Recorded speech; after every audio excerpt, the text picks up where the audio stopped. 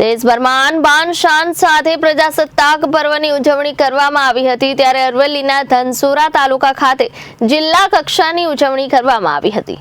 અરવલ્લી જિલ્લા કલેક્ટર શ્રી પ્રશસ્તિ પારીખ દ્વારા ધનસુરા ખાતે ધ્વજવંદન કરવામાં આવ્યું હતું। આજે પ્રજાસત્તાક દિવસના શુભ દિવસે જિલ્લા સમાહર્તાએ અરવલ્લી જિલ્લા વાસીઓને સંબોધન કરતા જણાવ્યું કે 15 ઓગસ્ટ 1947ના રોજ 200 વર્ષના બ્રિટિશ શાસન પછી ભારતને આઝાદી મળી। આ પછી 1950માં બંધારણનું તૈયાર કરવામાં આવ્યું અને તેને 26 જાન્યુઆરી 1950ના રોજ લાગુ કરવામાં આવ્યું। આપણા દેશના વીરોના બલિદાન, તપસ્યા અને બલિદાનના પરિણામે આપણને આ દિવસ મળ્યો છે।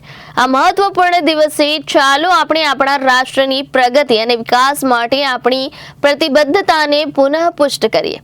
ચાલો આપણે એક એવા સમાજનું નિર્માણ કરવા માટે સાથે મળીને કામ કરીએ જે સર્વસમાવેશક, દયાળુ અને ન્યાયી હોય। હું તમને દરેકને વિનંતી કરું છું કે તમે આપણા રાષ્ટ્રના વિકાસ અને સમૃદ્ધિમાં યોગદાન આપો।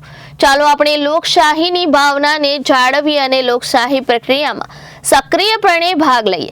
ચાલો સાથે મળીને એક મજબૂત, વધુ સમૃદ્ધ ભારતનું નિર્માણ કરીએ। આ કાર્યક્રમમાં વિવિધ ક્ષેત્રે પ્રદાનકર્તાઓનું સન્માન કરવામાં આવ્યું હતું।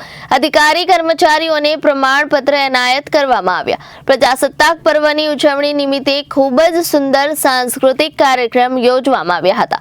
આ કાર્યક્રમમાં જિલ્લા પોલીસ વડા શ્રી સેફાલી બારવાલ, જિલ્લા વિકાસ અધિકારી શ્રી દીપેશ કેડિયા, નિવાસી અધિક કલેક્ટર શ્રી RN કુચારા તેમજ જિલ્લા વહીવટી ટીમના અધિકારી શ્રીઓ અને જિલ્લાના પદાધિકારી શ્રીઓ તેમજ મોટી સંખ્યામાં વિદ્યાર્થીઓ અને જાહેર જનતા ઉપસ્થિત રહી હતી। Reporter Hitendrasinh, Janadesh news, Aravalli.